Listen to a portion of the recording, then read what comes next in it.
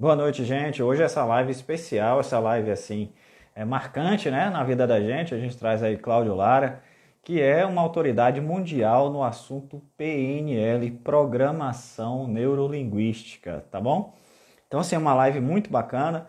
Chamei muitas pessoas, chamei muitos amigos para estarem aqui e você assim não pode perder, não pode deixar de assistir, porque a gente vai te explicar aqui como a PNL pode mudar a sua mente. E assim, você sabe que mudando a mente, você muda a sua vida, tá? Então, mudança de vida, mudança de comportamento, mudança de resultados, mudança de objetivos. Então, se você tem um objetivo hoje, se você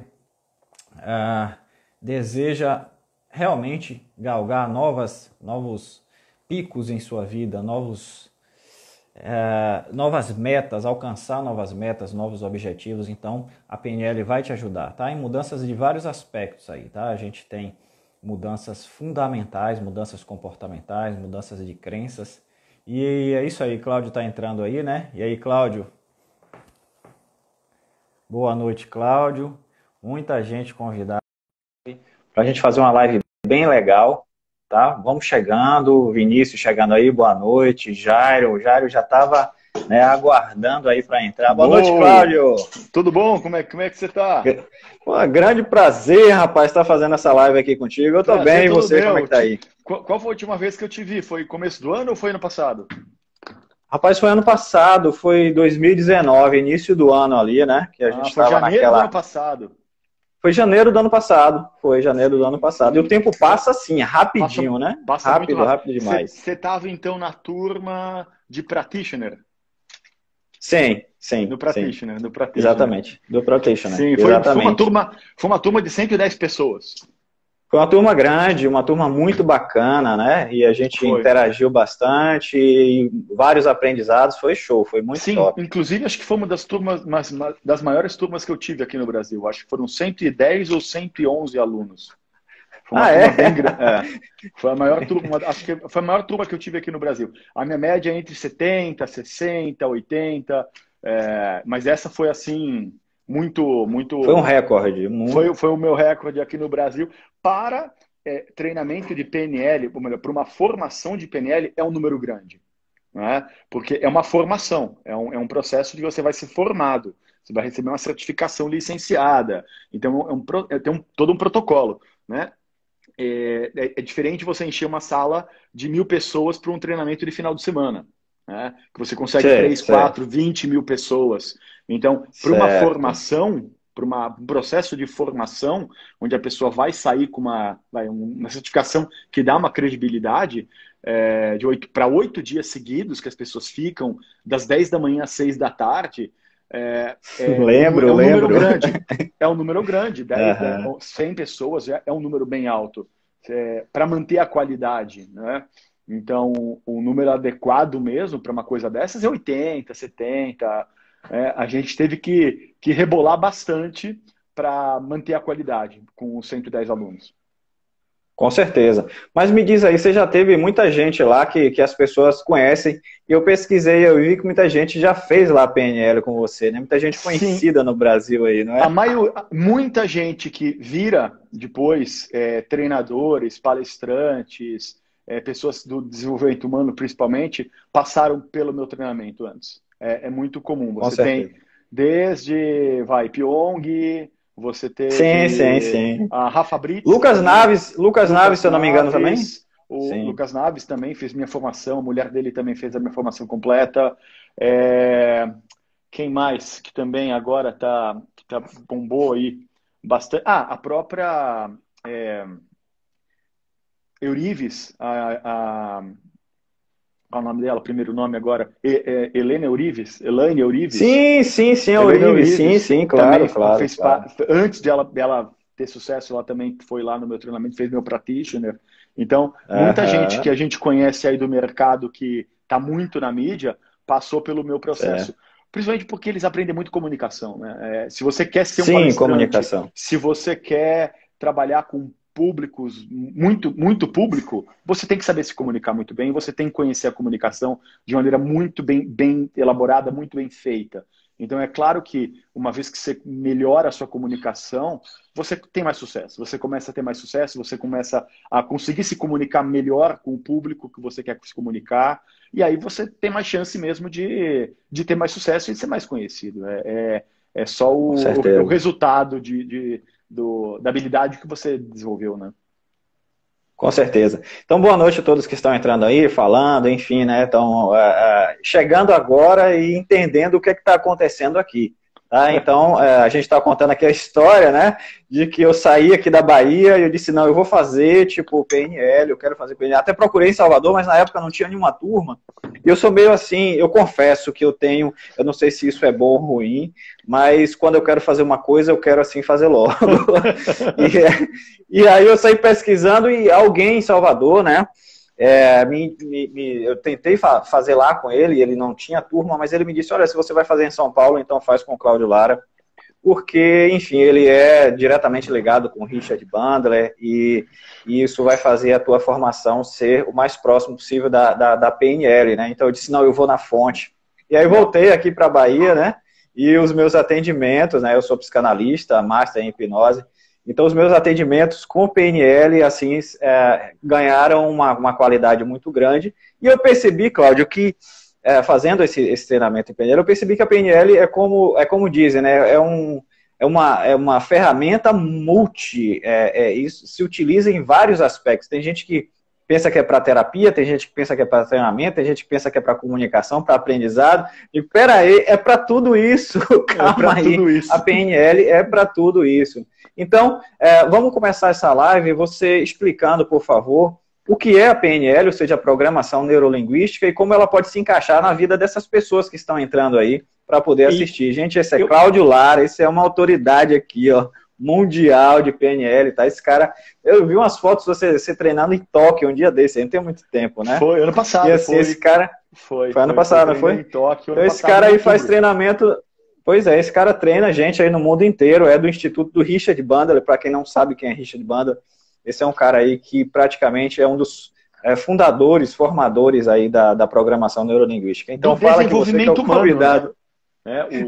O Richard e o John Grinder, eles que meio que começaram esse processo de desenvolvimento humano da década de 70 mesmo, né? Quase todas as vertentes de desenvolvimento humano que existe hoje vieram lá de lá, década de 70, vieram da mesma base. Foram se diversificando, foram tendo novas influências diferentes e foram se adequando. Mas tudo isso que a gente vê tem a base da programação neurolinguística de quem fez lá na década de 70, década de 80, década de 90. O próprio Tony Robbins, que é mundialmente famoso, ele usa só PNL. Ele só usa PNL, a habilidade dele, a base dele é programação neurolinguística. Ele tem influências do John Roth, que é um super também treinador motivacional dos Estados Unidos. Ele tem outras influências, claro, mas a base dele é programação neurolinguística. O que ele faz no palco é PNL, não tem mais nada. Né? Então, e o que é PNL, Claudião? Eu confesso que eu continuo na mesma. É comunicação. É comunicação. E por que eu falo que é comunicação e é só comunicação? É que o seu cérebro, ele precisa de informações externas para mudar, para se desenvolver. Ele sempre vai precisar de input para se modificar. Se você não dá input, se você não influencia o cérebro não faz nada. Por isso que você vê uma criança que é muito... desafiada pelos pais, uma criança que a todo momento tem novas informações, novos inputs, ela vai se desenvolver mais rapidamente que crianças que só ficam na televisão. Então, isso é científico, a gente vê resultado. Né? Crianças que ficam sem input e crianças que têm input dos pais, dos familiares, que o tempo todo são incentivados a buscar novas informações ou o tempo todo recebem novas informações do mundo. Né? Então, a criança ela vai recebendo input e ela vai aprendendo. Você vê uma criança que mora na França, ela fala 4 línguas. Você tem... Por quê? A França é do lado da Alemanha, ela tem abaixo, em cima dela tem a Holanda, você tem a Bélgica, você tem, então, várias influências de várias línguas. Você fala o Flemish, você fala o francês, você tem um pouco do alemão, você atravessou o Canal da Mancha, você já está lá na Inglaterra. Então, elas têm o input de muitas línguas ao mesmo tempo. O tempo todo elas têm influência. Então, elas são poliglotas, por exemplo. São crianças que nascem, com 6, 7 anos, elas falam 3, 4 línguas sem dificuldade. Então, é input. E por que a programação neurolinguística é comunicação?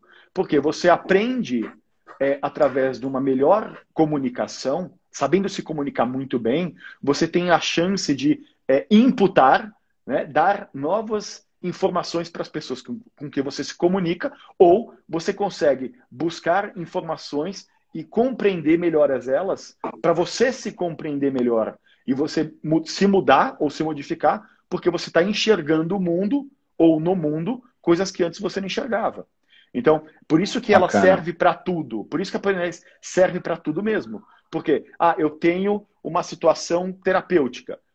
A pessoa só vai mudar quando ela pega informação nova do meio, insere no cérebro e isso transforma o jeito dela pensar, né? Certo. Que é a tal da ressignificação. Por isso que aqueles métodos mais antigos, o tempo que a pessoa ficava em terapia era longuíssimo, era uma eternidade, ela ficava 10, 20 anos. Porque uma das regras era não passar nenhuma informação pro paciente. O paciente tinha que só o quê? Com o próprio dia a dia, ou melhor, com o próprio pensamento, ela tinha que mudar o próprio pensamento. É quase impossível. Sim. Eu só vou conseguir mudar meu pensamento se eu tenho uma influência externa. Ou melhor, o meu terapeuta tem que me influenciar. Senão ele não vai fazer. Nem que seja com perguntas. Mas ele tem que me influenciar. Senão eu continuo a mesma.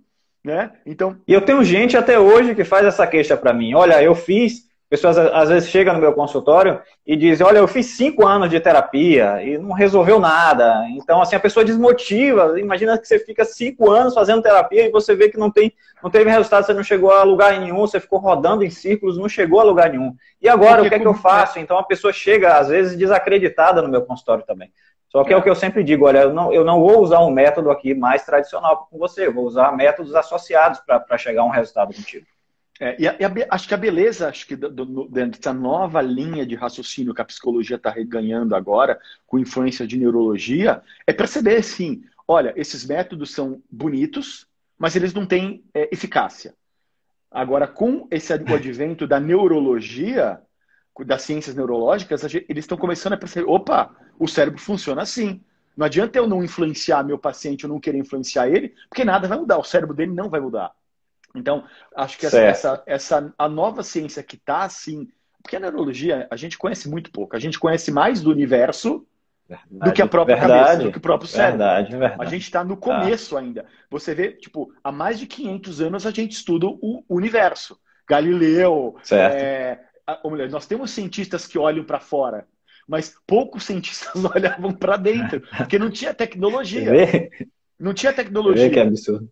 Né? Você vê, por exemplo, Michelangelo, ele não pôde, secretamente, ele começou a fazer, a abrir os corpos das pessoas para descobrir o que tinha dentro da cabeça das pessoas, o que tinha dentro do corpo das pessoas. Era proibido por lei religiosa. Você não podia abrir uma pessoa que morreu. Você não podia, descobrir, ela morreu, mas morreu de quê? Morreu porque morreu. Não podemos abrir o corpo para ver o que está acontecendo lá dentro. O que aconteceu? Foi de coração? É o intestino? O que aconteceu? Vamos abrir para entender o corpo humano. Era proibido. Né? Então, tem até um filme muito legal que chama O Físico. A tradução é péssima. Isso. Estava lembrando aqui. O Físico. Do físico. O Físico. E ele não é físico. Ele era um médico. Né? A tradução que foi mal feita. Né? E ele era o quê? Um inglês, se eu não me engano, que ele se infiltrou na comunidade judaica para poder conhecer os métodos judaicos de medicina. E eles eram mais avançados. Os judeus sempre foram muito avançados nos estudos da ciência, nos estudos da biologia, nos estudos eles sempre foram mais avançados do que o restante. Né? Os árabes também sempre foram muito avançados. Naquela época, 500 anos, 400, 300 anos atrás, eles eram muito avançados comparado com o restante do mundo, né? Nessas questões de ciências. Então, eu acho que quando você busca informação nova, você vai mudar. Né? Então, é por isso que programação neurolinguística serve para tudo, porque a habilidade de você se comunicar melhor vai fazer com que você preste atenção em coisas que você não prestava atenção antes. Você vai expandir as possibilidades do que existe, do que é possível. Então, você vai começar a buscar, opa, o que existe aí que eu não conheço ainda? Né? E quando você busca informação nova, não tem como ficar na mesma. E por isso que Bacana, show PNL é demais. comunicação. É comunicação. PNL é comunicação. Muito bem. Então, assim, Cláudio, eu queria, para as pessoas que estão assistindo, né, que a gente desse alguma orientação simples, mas muito simples mesmo, tipo assim, uma técnicazinha rápida, né, uma amostra, né, de o que é PNL para alguns casos específicos. Eu até abro para perguntas, se vocês quiserem, né, aí perguntar para mim, para Cláudio, especialmente para Cláudio, hoje ele é o convidado, eu tenho que falar pouco. Então, assim, pergunta como resolver, por exemplo, eu já usei PNL para várias coisas no meu consultório e em treinamentos que eu já fiz, tá bom? Do tipo assim, PNL para ansiedade, PNL para crenças limitantes, PNL para depressão, PNL para uma série de situações que eu utilizo ali, embutido naquela terapia ou naquele treinamento que eu vou fazer ali, tá? Então, assim, eu acho que o mais básico, né, lá nos bastidores lá do treinamento, né, eu até lembro que eu te perguntei, Cláudia, aí como é que faz para aprender novos idiomas usando o PNL? Sempre tem alguém que chega e pergunta, né, o que é que faz com o PNL? Aliás, eu achei muito massa o teu treinamento, porque, assim, você aprende a base mesmo, você aprende a ferramenta, não é uma coisa, assim, protocolar, não é uma coisa, assim, receita. Eu achei muito legal isso, cara. Eu me identifiquei demais com isso. Porque você não aprende uma receita. E eu sou muito assim, eu funciono muito assim. Me dá um conhecimento que eu vou utilizar ele você se vira, na hora certa, da maneira certa. Você desenvolve em cima da base. É igual... Sim, exatamente. Não sei se você sabe, eu estou desenvolvendo um curso de aprendizado de línguas, né? Então, Certo, foi até coincidência, mas vamos lá. Agora, para novembro, vai ter o treinamento de poliglotas. Ou melhor, eu estou estudando poliglotas e estou entendendo como é que o poliglota pensa, quais estratégias que eles usam, qual a base. Né? Isso se chama modelagem. A modelagem. Eu estou fazendo modelagem. Muita gente não sabe o que é modelagem, né? Mas eu estou fazendo modelagem dos poliglotas. O treinamento vai ser agora para novembro. E eu vou ensinar. E uma das coisas, na verdade, uma das coisas que eu achei que bate muito com o que a gente já ensina em PNL os poliglotas, eles sempre vão para a base. É a base da linguagem e uma constância na base da linguagem, que faz com que eles aprendam todas as linguagens que eles querem. Então, eles vão pro, sempre eles sempre vão buscar a base da linguagem. Então, eles pegam um texto simples e tentam identificar o raciocínio lógico daquela língua. E uma vez que eles captam o raciocínio lógico da língua, o resto é adicionar vocabulário. Né? O resto é vocabulário novo. É pegar vocabulário, inserir no dia a dia e o cérebro vai se condicionando a usar aquele vocabulário. Igual qualquer pessoa. Igual qualquer língua, aliás. Então, a primeira fase, que é a fase mais complexa do processo, é a única fase que importa de verdade, que é você adquirir a base daquela língua, e uma vez que você adquiriu a base daquela língua, você sabe estruturar o pensamento, e pronto. Aí você só vai adicionar o quê? Conteúdo. Você vai colocar verbos novos, sujeitos novos, substantivos novos, adjetivos novos, mas é só isso, não tem mais nada. E na PNL é a mesma coisa. Uma vez que você tem a base, você começa a ver o seu terapeuta, você vê o seu cliente, por exemplo, e você não vai usar uma técnica pronta, você vai compreender o raciocínio lógico do seu cliente e você vai adequar uma técnica para o seu cliente. Então, eu vou ter que fazer esses ajustes para funcionar nesse cliente. Para um outro cliente, eu vou fazer outros ajustes. Né? Não é a mesma ferramenta que você usa para todos. Você tem que adequar a ferramenta e você tem que fazer ajuste fino de ferramenta. E é isso que é o que você desenvolve depois que você sai do curso. Porque no curso você sai com a base. Né? Sai com a base, exatamente. A experiência agora, vem aí com a prática, né? Se você não sabe e aí, pratica a base e você não experimenta jeitos diferentes de usar a base, você só vai conseguir fazer o que você aprendeu no practitioner. Você não vai conseguir elaborar novas coisas pessoais. Você não vai conseguir colocar a sua identidade no processo. Você só vai virar uma cópia daquilo. Então, isso é o mais legal da PNL. Porque você não vai perder a sua identidade, você não vai deixar de ser quem você é e você não vai perder o que a gente chama o seu cheiro. Né? Então, Com você vai usar a certeza. PNL no seu cheiro, né? Do seu Com gosto. certeza, adaptando Você da vai forma como adaptar eu do ajo, seu como eu jeito. penso. Muito Isso legal. mesmo. Então, Cláudio, eu até lembro que você tirou uma fobia. As pessoas estão perguntando, algumas pessoas perguntaram aí agora, como é que usa a PNL para estudar concurso? Como é que usa a PNL para crenças limitantes? Dando um exemplo, acho que foi até Meire. Meire, qual crença limitante você gostaria aí que a gente falasse sobre isso, né? O que mais? Eu lembro que no treinamento você fez uma demonstração com fobia. Eu não sei se você lembra, para mim foi muito marcante, que a colega tinha medo de lagartixa, só que na cidade dela se chamava Biba. Você Lembrei. lembra disso? Lembro. Pois é. Então, assim, para você ver, gente, que realmente é uma ferramenta multi, né? Então, tem como você dar uma dica e uma orientação rápida, né? Para crenças limitantes, para estudar para concurso, como é que a gente usa a PNL? Ou seja, melhorando a comunicação consigo mesmo para melhorar os resultados que você deseja. Com certeza. Agora, como, né? Que é o mais interessante. Como que você, por exemplo, quando a gente fala de Dinheiro, a Meire está falando aí, Cláudio, dinheiro. O Se quê? vira, Cláudio. Tem vários jeitos de ganhar dinheiro, desde Ou seja, você tem uma dinheiro crença limitante para dinheiro, tipo assim, escassez ou qualquer coisa que o valha, né? Então. Toda crença limitante, ela se quebra no contra-exemplo. Então, Tá. se você buscar contra-exemplo, ela deixa de ser real, ela só é uma opção. Ela é só uma opção ou uma hipótese. Né? Então, qualquer crença limitante que a pessoa tenha, que ela exista no mundo, algum contra-exemplo, ela não é real, não é uma verdade. Ela é um ponto de vista. Né? Eu acho que isso que é muito legal. Você perceber que crença não é verdade, crença é ponto de vista. Certo. E o ponto de vista de uma pessoa, ela o que é um ponto de vista? Como é que você adquire um ponto de vista? Através de experiências próprias. Eu tenho experiências de vida que me fizeram concluir alguma coisa. Então, eu tenho um ponto de vista, esse ponto de vista é uma conclusão com base na minha experiência.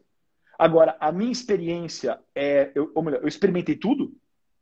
Eu tenho experiência do planeta, eu tenho experiência de todo mundo, é só minha experiência. Né? E se a gente for um pouco mais a fundo, quando a gente pensa em crenças, a grande parte das suas crenças não são da sua experiência. 92% das suas crenças você adquiriu porque você acreditou em alguém que te disse alguma coisa. Dos seus pais, dos seus familiares, da igreja que você vai, qualquer autoridade. Você não experimentou, você acreditou em alguma coisa que alguém disse.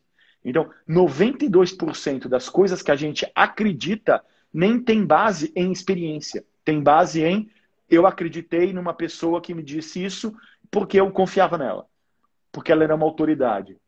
E aí eu comecei a acreditar porque ela me disse, mas não porque eu conferi, eu não desafiei, eu não usei do meu raciocínio crítico para desafiar e procurar contra-exemplos. Ela me falou, eu gostava dela, eu acreditei. Ela me falou, ela tinha poder sobre mim, eu acreditei.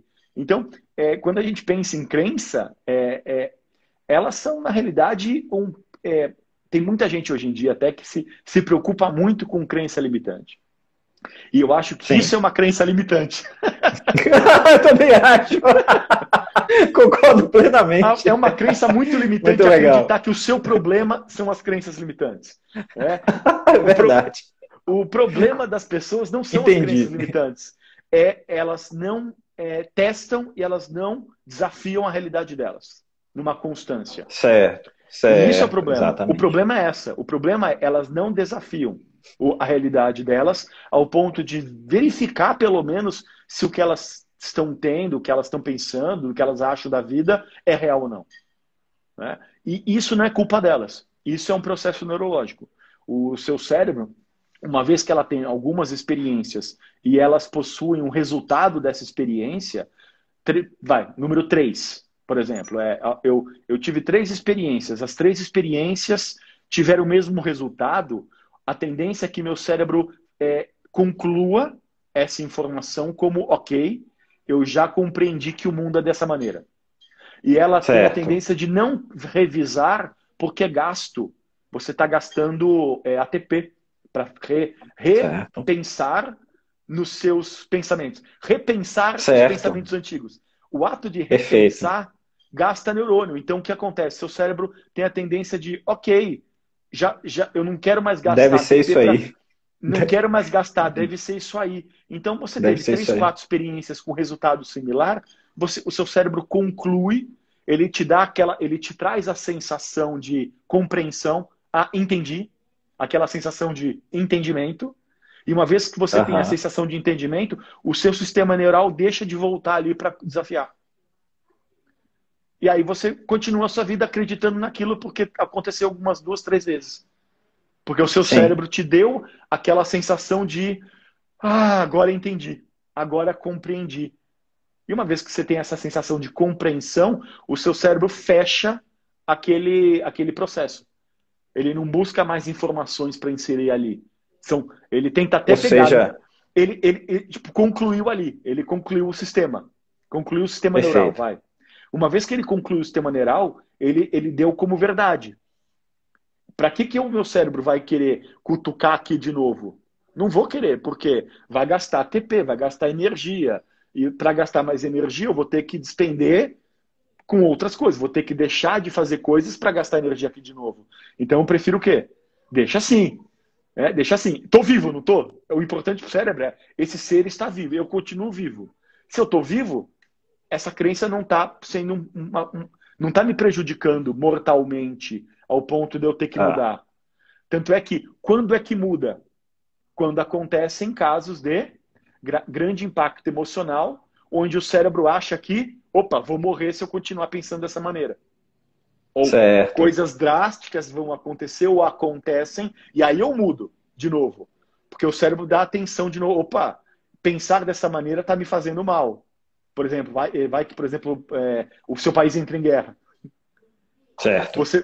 Guerra opa, fudeu, eu vou morrer. Alguma coisa vai acontecer. Se eu não mudar essa crença, eu morro. Então, esse acontecimento externo, esse input externo, é tão forte que ele influencia a minha crença a substituir por uma outra crença que vai ser mais adequada para a situação externa que está acontecendo. E esse é bom, porque isso faz a gente sobreviver a longo prazo, a gente conseguir se manter vivo, só que também é ruim, porque muitas vezes você tá com uma crença ruim, você não muda porque você não está morrendo por ela. Não é um caso de morte. Sim. Então você... A vida tá uma merda, mas eu não estou morrendo, então tá tudo ok.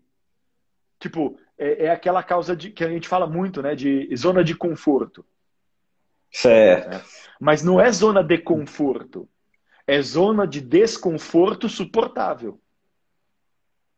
As pessoas não ficam na zona de conforto. Elas ficam na zona de desconforto suportável. Porque uma vez que a zona de desconforto é insuportável, ela muda. Então as pessoas elas não vivem na zona de conforto. Porque ficar na frente do Netflix com 50 quilos a mais não é confortável. Não é confortável. Porque você não consegue nem se levantar com a barriga. Não é conforto. É desconforto suportável.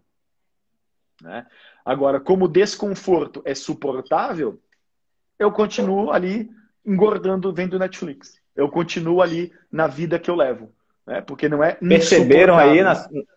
Perceberam aí que emagrecer também se utiliza PNL, ou seja, ter um corpo equilibrado, ter um corpo certo, também se usa PNL. Né? Então, alguém falou ali há pouco agora sobre fobias de animais, também se utiliza PNL. Então, em tudo se utiliza PNL, porque PNL é neurolinguística, ou seja, é uma linguagem com o próprio cérebro. E tudo que você está fazendo ou deixando de fazer passa pelas decisões do teu cérebro. Então, eu sempre faço a pergunta, quem está no comando? Eu sempre uso essa comparação. Se você está no comando, então a tua vida tende a seguir o que você quer, o que você deseja, o que você acha interessante para você. Ou seja, não tem essa zona de de conforto, como você falou. Mas se você não está no controle, alguém assume o controle. Sim. E ninguém sabe quem é. É muito perigoso. Pode ser que umas crenças dessas aí limitantes assumam o controle. Pode ser que um processamento automático do cérebro de sobrevivência Sim. assuma o controle. Pode ser que você funcione no automático. Já viu falar sobre isso? Funcionar no automático. Então, às vezes a vida no automático não é a vida que você quer. Mas você diz assim, eu não consigo. Eu faço automaticamente. Você não consegue, não. Você não está no controle. Então a PNL vem para te colocar, para te ensinar onde é esse controle, como chegar nesse controle. Muita gente quer mudar. Eu acho que muita gente quer mudar. O problema é que elas não sabem o como, porque a gente ninguém ensina pra gente isso. Eu fui aprender a ter um pouco mais de controle, porque eu ainda não tenho controle total, porque é impossível ter controle total, porque o tempo todo a gente está sendo influenciada pelo meio, a gente está o quê? Opa, fazendo ajuste fino, mas de vez em quando a gente cai. Ninguém é perfeito. Só tem um jeito de você ser perfeito, perfeito idiota. Né? Então, eu acho que eu comecei a aprender programação com 29, eu estou com 43. Com 28 anos para 29, eu entrei no mundo da programação neurolinguística. E de lá para cá, realmente, eu comecei a aprender muito mais sobre o meu cérebro, como ele funciona, como é que eu preciso me comunicar com ele para conseguir dele o que eu preciso. Né? E mesmo assim, não é só isso. Né? Não é só comunicação. Nutrição é super importante. O que você coloca no seu corpo. Hoje a gente tem conhecimento sobre o sistema do gut, né? Que na realidade são o seu segundo cérebro, que aparece. O seu segundo cérebro é o seu intestino, é o seu sistema intestinal, é o seu segundo cérebro. Ele tem mais de 2 bilhões de neurônios. É uma coisa absurda de neurônios que ele tem no seu sistema intestinal. É lá que você produz serotonina, você produz dopamina, você produz muitas químicas ali. Né? Mas essas químicas que ficam no seu intestino, elas não vão para o seu cérebro. Não é que a serotonina que você produz no seu intestino vai para um canal e chega no seu cérebro. Não. As sinapses do seu cérebro produzem o seu sistema, os seus neurônios. Mas existe um negócio que chama vaso vagal. É um nervo vasovagal, que ele é um sistema de comunicação entre o seu cérebro e o seu sistema intestinal. É o vaso vagal. E se eu tenho muita serotonina no meu intestino, ou melhor, se as bactérias que eu possuo estão produzindo muita serotonina, o meu vaso vagal manda informação para o meu cérebro de que eu tenho muito aqui. Então eu também tenho que produzir muito aqui para ter o equilíbrio. Certo. Então, não é que a serotonina vai passar do seu intestino para o seu cérebro. Né? Não é que a merda sobe. Né? É que você vai mandar uma informação de que aqui tem bastante. Vamos produzir também para aqui em cima ter tanto quanto embaixo. E vice-versa. Tanto é que a gente até usa de nomenclaturas quando a gente, por exemplo, quando a gente está bravo, quando a gente está emputecido. Qual uma das palavras que a gente usa muito? Eu estou enfesado. Enfesado, fezes presas. Fezes presas, enfesado. Ou melhor, quando você está enfesado, com muitas fezes presas, não está saindo, você está produzindo o quê? Provavelmente menos substâncias boas, ou você deve estar produzindo menos... não está equilibrado o seu intestino ao ponto de estar produzindo bons neurotransmissores. E com os neurotransmissores ruins, manda sinal, opa, aqui tá uma merda, literalmente, e aí minha cabeça também fica uma merda. E aí você fica o quê? Puto da vida, você fica com raiva, você fica com desequilíbrio emocional, você fica bravo com qualquer coisa, você estoura mais fácil. Né? Por quê? O hormônio vai influenciar você. Então, alimentação, o que você faz no seu dia a dia, isso tudo vai influenciar. Tudo vai influenciar. Eu tenho, não sei se você já viu, aqui, ó, não sei se dá para ver ou não. Aqui atrás tem uma tabela. Certo, estou vendo aí. É a tabela bioquímica do cérebro inteiro, do corpo inteiro. Eu tenho ali. Né? Certo. Então, o que tipo de química que você precisa ter no cérebro para produzir a próxima química, para produzir a próxima química, para produzir a próxima química. Então, você precisa do H5-HTP para dar para o 5-HTP se transformar em serotonina, que vai se transformar depois em melatonina, que vai. Então tem todo um canal, toda uma sequência. E isso é o O quê? Cláudio, e no final das contas isso vira decisões, isso vira a vida prática, isso vira vira, tomada de decisões. vira tomar decisão, porque meu estado emocional influencia como eu decido o que eu faço. Então, como é que eu vou Joia. decidir? Através das minhas emoções. E as minhas emoções. Então, se a pessoa decide não ganhar dinheiro, ela está decidindo não ganhar dinheiro. Se ela decide ganhar mais dinheiro, eu vou ganhar. Então, é por aí? Seria isso? Química, estado emocional. Se eu estou no estado emocional ruim, provavelmente meu cérebro não vai estar funcionando bem. Se meu cérebro não Certo. está funcionando bem, as minhas decisões vão ser piores. Se eu tomo Sim. decisão ruim com dinheiro, eu vou ter menos dinheiro. Sim. Pronto. É matemática. É biologia, mas é matemática. Né? Então, A química influencia no estado emocional e no quanto você percebe sobre si mesmo, na sim, autopercepção. Então, eu tenho percebido muito que a autopercepção das pessoas influencia no sistema de tomada de decisões. Então, sim, aí a gente tem aí o que você está falando, química, a gente tem uma química que influencia também no sistema de autopercepção, a gente tem um sistema de crenças já antigas que influencia nesse sistema de autopercepção, e tudo sim. isso vira, no final de contas, tomadas de decisões. Para Tomar mais ou decisão. para menos, para movimento ou para não movimento. Como vem, a gente estava rindo aqui sobre as crenças limitantes, né? Que é uma crença limitante, enfim, sobre a crença limitante. Então, será que eu vou para a vida, eu vou me lançar, eu mereço, eu conquisto, eu vou ganhar mais dinheiro, eu vou vencer os obstáculos, eu tenho condições de aprender mais, eu tenho condições de passar num concurso público, de Sim. estudar e aprender. O simples fato de você dizer, eu tenho condições de aprender, né? Eu faço isso com as minhas filhas em casa. Você tem um cérebro maravilhoso, você tem muita sinapse, isso é uma máquina perfeita. Só o fato de eu ensinar que ela tem condições de aprender, isso já muda a autopercepção. Ela já vai atrás, Pois né? Ela é, fala, opa, se eu tenho tudo exatamente. isso, eu vou correr atrás para usar. Eu vou correr Sim, atrás para usar. E se ela corre atrás para usar, o que ela tá? Ela está sendo influenciada por mais coisas, está tendo mais input. Mais input, o cérebro tem que pegar esse novo input e fazer alguma coisa com isso. Eu tenho que pegar a informação nova e colocar em algum lugar no meu sistema. Ó, aprendi uma coisa nova. Onde que eu coloco isso? Como que eu uso isso? Onde que eu uso isso? E aí, uma vez que você aprendeu uma coisa nova, você tem que, se você não tiver claramente como você vai usar e por que você quer usar aquilo, provavelmente você não vai fazer nada com aquilo. Né? Então, muita gente hoje em dia busca mais conteúdos, mais informações, só que sem pensar onde que ela vai usar, como que ela vai usar e por que ela vai usar. E aí sim, acaba sendo uma informação que entra por um ouvido e sai pelo outro. Por quê? O cérebro não vai segurar a informação nova porque não tem motivo de ter. O cérebro não sabe como usar aquilo no dia a dia e não tem o momento de ser usado. Então não tem gatilho externo para influenciar o momento do cérebro usar a informação que entrou no seu cérebro. Então, toda informação nova que você entra, você tem que se perguntar sempre essas três coisas. Por quê? Por que isso é importante para mim? Por que essa informação é importante para mim? Como que eu uso no meu dia a dia? E quando que eu vou usar?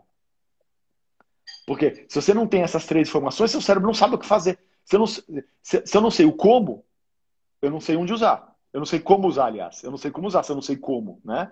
Eu não sei como usar. Eu não consigo nem me imaginar usando. Pronto, você não vai usar nunca. perfeito. Se eu não tenho o quando usar, o meu cérebro nunca vai olhar o momento de usar.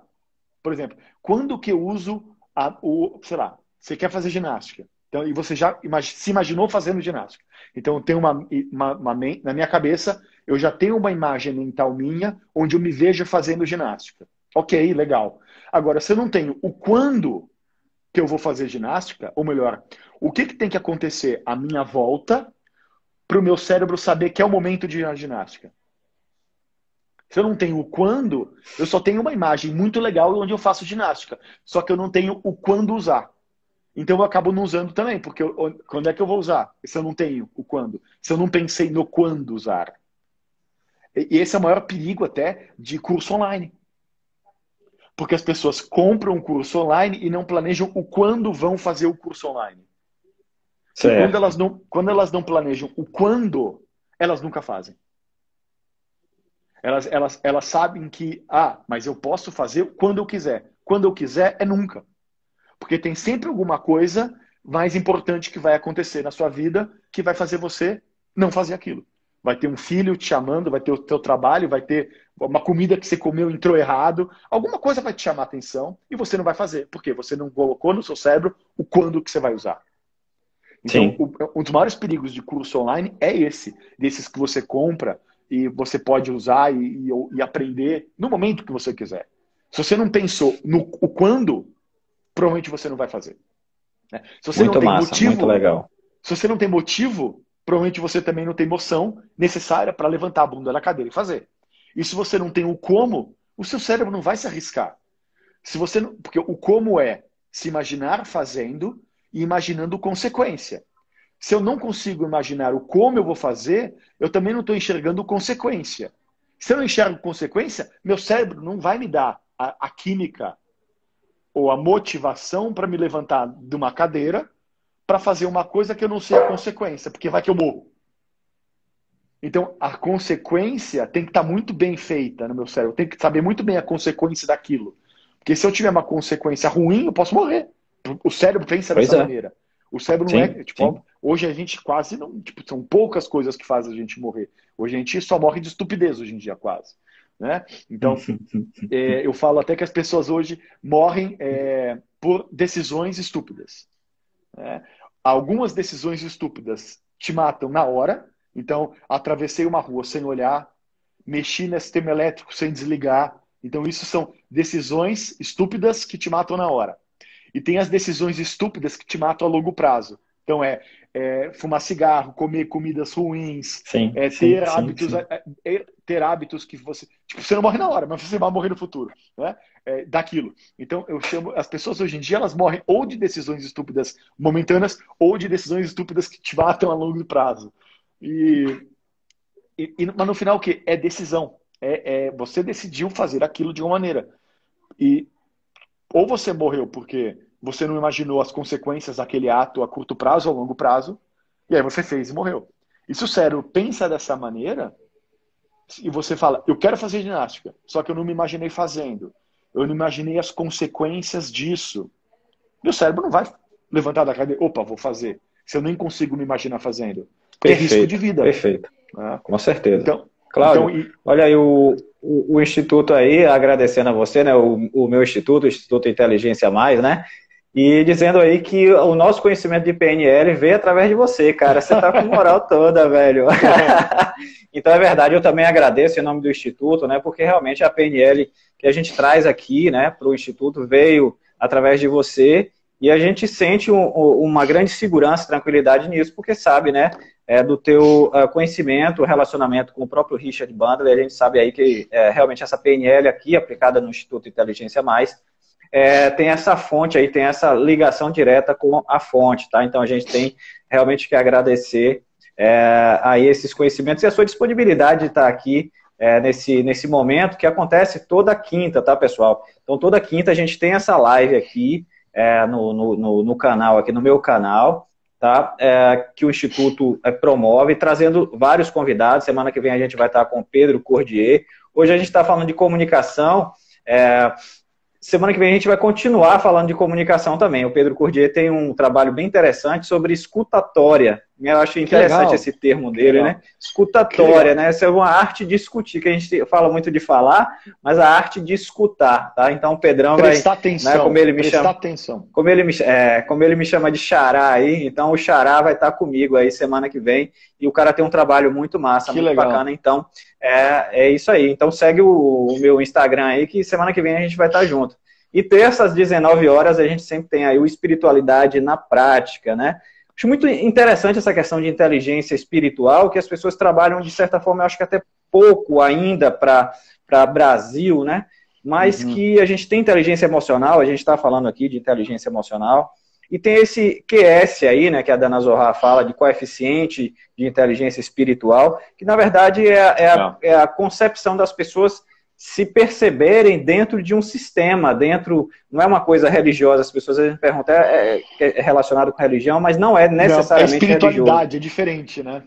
Espiritualidade é diferente, é a sua percepção dentro do todo. Ou seja, qual é a missão? Por que Cláudio e Pedro estão fazendo essa live aqui agora? Também é por inteligência espiritual nossa, buscando oferecer a um público informações que possam ajudá-las, que possam alavancar suas vidas, que possam fazer o bem para essas pessoas. Então, isso é missão de trabalho, isso é inteligência espiritual. Então, a gente tem esses momentos na quinta-feira, na terça. Sim, valores é muito espiritual, missão é muito espiritual. E alguém perguntou aqui há pouco sobre a crença do merecimento. O merecimento eu entendo também que é muito espiritual, tá? Então, toda terça às 19 horas, a gente tem esse momento aqui para inteligência espiritual num programa chamado Espiritualidade na Prática. O povo está falando que o quê? Já vai acabar? Falta 15 minutos, calma aí, ainda tem muita informação, ainda tem muita coisa aqui. Não vai acabar, não. Eu só estava dando os comerciais aqui, tá bom, gente? Então é isso, Cláudio.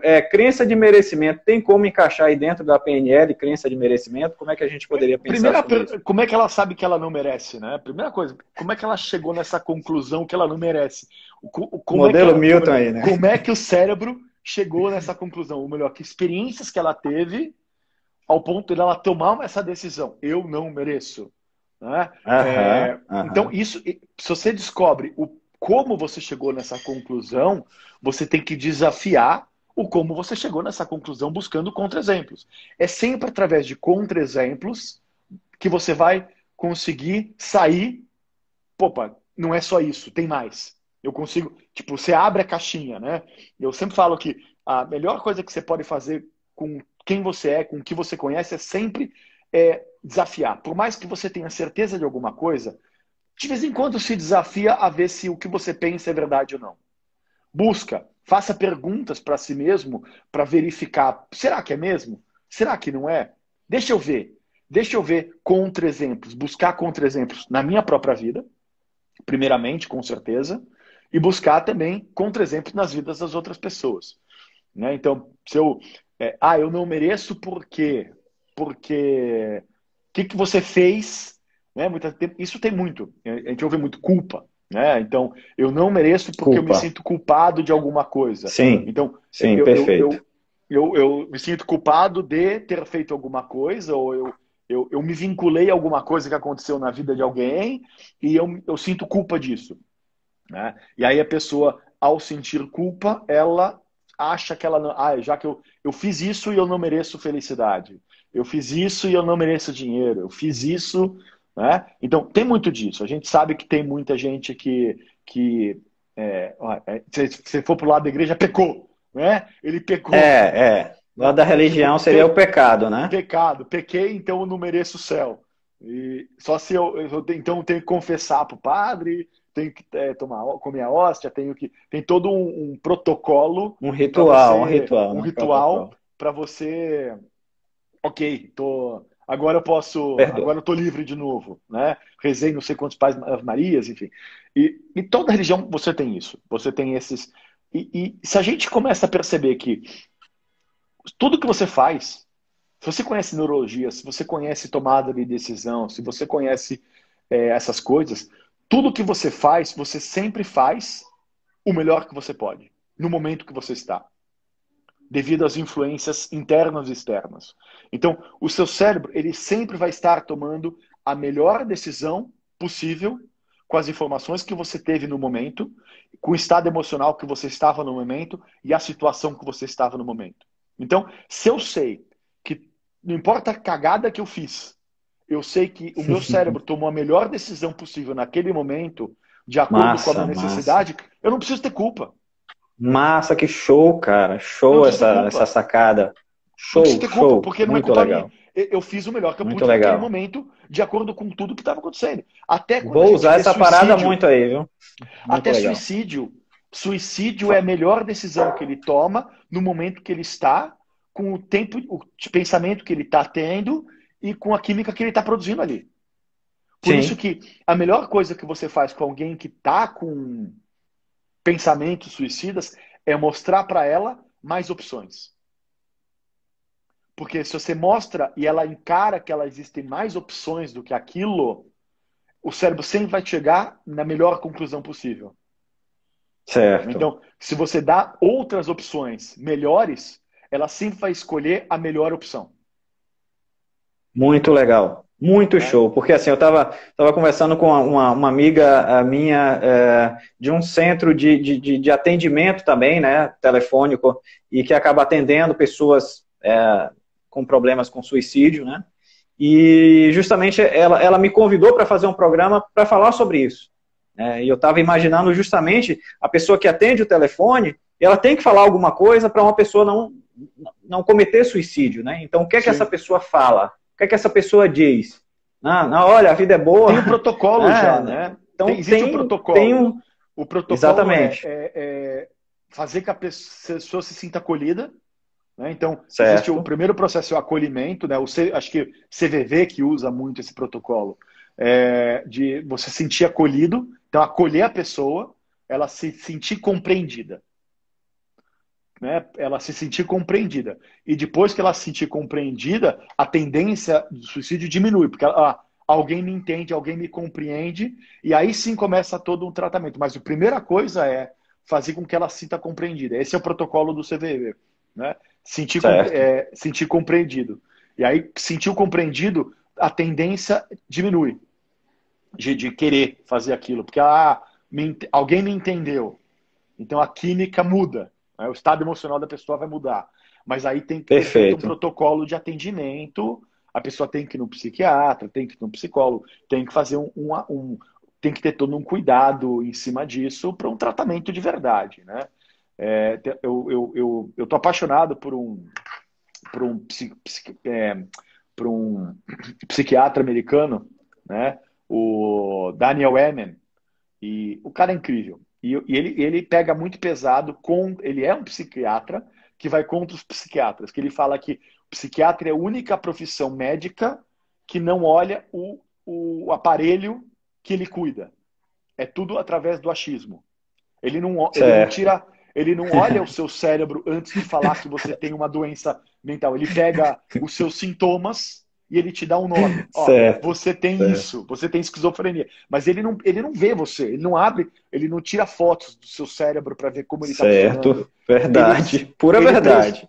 ele vê você, ele ouve o que você está dizendo para ele e fala: você se enquadra, você tem esses sintomas, você se enquadra nessa doença. Essa doença, esse é o tratamento. Né? Então, ele usa do DSM para tomar as conclusões dele. Então, é achismo. Ele bate muito, porque ele tem clínicas nos Estados Unidos onde ele tira foto do cérebro das pessoas. Ele coloca a pessoa na máquina de MRIs, essas máquinas que tiram fotos do cérebro, para ver como é que o cérebro está, para ver se a circulação sanguínea no cérebro tá boa, onde que não tem tanto sangue, onde tem mais sangue. Ele faz um processo muito legal.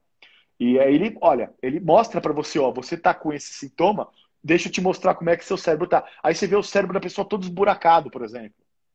Aí ele Sei. pergunta, você toma álcool? Você usa, você dá uma Uma, fumada? uma Você ervazinha. bateu a cabeça alguma vez? Você teve alguma batida na sua cabeça? Correu um acidente de carro? Ele vai buscar o que levou você a ter essa deficiência de circulação naquela região e ele faz um tratamento em cima disso. Ele está levando a psiquiatria não para a doença mental, mas a doença fisiológica do cérebro. E Sim. isso tira muito estigmatismo do doente mental.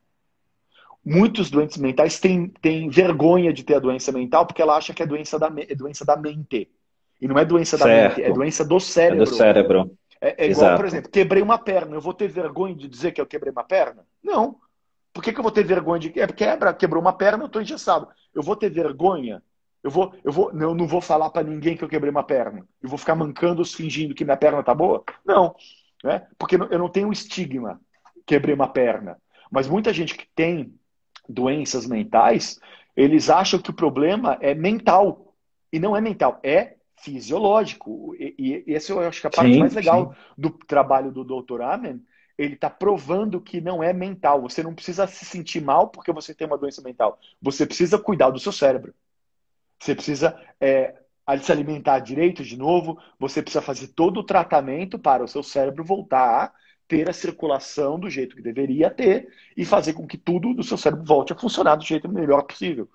Então, é Perfeito. fisiológico, não é mental. E isso tira muito peso do esquizofrênico, da pessoa que está com depressão, da pessoa que está com Sim, problema sim. mental. Ela tem um peso, ela carrega um peso de culpa.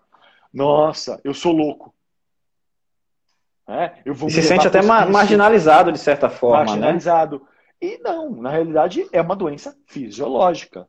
E você precisa ser tratado como se você quebrasse uma perna, como se tivesse pegado um câncer, como se tivesse com um problema de pedra no rim. É a mesma coisa, é a mesma linha de raciocínio que tem que ser feita. E isso ajuda muito, é uma linha de raciocínio que eu estou seguindo, estou estudando esse cara há mais de 1 ano e meio, e, e cada vez que ele me passa mais informações, eu sigo ele, eu já li todos os livros dele, mas eu percebo que é isso mesmo, sabe? É fisiológico, não é? Você não precisa sentir culpa porque você está chateado, ou porque você está ansioso, ou porque você está com depressão. Talvez você só precisa ver como é que seu cérebro está funcionando e talvez você precisa ser uma alimentação melhor, você precisa suplementar, você precisa tomar um remédio muitas vezes para aquilo voltar a funcionar, fazer um tratamento mais específico, mas é o quê? É tratamento fisiológico, não é mental. Então Muito show, muito legal, eu muito sei que show nosso tempo mesmo. está acabando. É isso, eu estou olhando aqui justamente isso, tá? A Tô gente está na contando reta ali. final aqui, faltam 4 minutos. Assim, passou super rápido, né? Cláudio É. tem assunto aí, e informações e conhecimento, né? Para a gente ficar muitas Oi, semanas aqui na 16 live. dias. 16 dias falando. Que é o que vai 16 acontecer dias. agora, né? Agora, sábado, começa Ah, meu pratitioner. Voltamos aos certo. treinamentos presenciais. Né? Então, Maravilha, maravilha. agora, sábado começa meu practitioner, 8 dias de practitioner, e depois do dia 14 ao 21 tem o master practitioner. Então, os próximos 16 dias, todos os dias, eu vou estar falando pra caramba. Muito legal, muito legal. E assim a gente aprende muito, é muita informação, né? Um dia inteiro de informações. Então, realmente, eu trouxe aqui para a Bahia, tá, uma carga aí de conhecimento, né? Vindo aí de Cláudio, vindo direto da fonte aí da PNL, muito boa, né? Eu tenho, assim, a honra e o prazer de disseminar isso aqui, de ensinar também, de atender, de aplicar, né, com os meus clientes, nos meus treinamentos também. Então, tem sido, assim, maravilhoso, tem sido muito bacana. E aí a gente agradece realmente a essa dedicação de Cláudio, a gente agradece aí aos estudos, a essa dedicação de aprender constantemente, né? Porque a gente está vendo, pela conversa você já viu, né? Cláudio é um cara que está dedicado a aprender constantemente, que gosta de aprender e que provavelmente não, com certeza diz ao cérebro dele toda hora, aprenda, porque isso é importante. Eu gosto, eu gosto. Não é porque eu gosto, porque Eu porque gosto isso de aí... estudar. Eu gosto de estudar. Aham, Eu gosto de saber que aham. eu estava errado e tem coisa nova. Sim, sim, sim. Eu gosto de falar, nossa, eu Interessante, estava muito errado, interessante. que legal. Tem coisa nova para aprender. Então vamos aprender mais e mais. Então é isso, gente. Esse finalzinho aqui é para agradecer para você, Cláudio, o teu tempo Eu que disponibilizado. agradeço. Como a gente Estava falou, eu treinando a até voz vou. agora para os próximos 16 dias. Que legal, que bacana, que bacana. É uma honra participar desse treinamento seu, tá? E assim, pena que acabou mesmo, como vocês estão comentando aí, né? E falar assim que esse é o momento mesmo, eu vou até reforçar, né? De inteligência espiritual, né? Assim, dessa dedicação gratuita, espontânea, para que você que esteja assistindo aí, você tenha pegado uma dica, tenha tido um insight, nossa, vou aplicar isso na minha vida, vou melhorar aqui. Legal, se você teve um insight, se você teve algum insight, algum aprendizado que foi legal, faz o seguinte, escreve o seu insight no Instagram e taga a gente. Pronto, joia, joia, tá aí, tá dito, né? De certa forma, também é uma forma de agradecer pelo nosso tempo, pelo que a gente está dedicando aqui, pelo Instituto, por Cláudio. E gratidão é um sentimento muito elevado, é espiritual também, é maravilhoso, né, Cláudio? Faz bem para a alma, certo? Eu que agradeço de Gente, novo. Muito obrigado mesmo a todo mundo que tá vendo a gente aí e ficou uma hora, né, do tempo que vocês têm para fazer outras coisas para estar com a gente.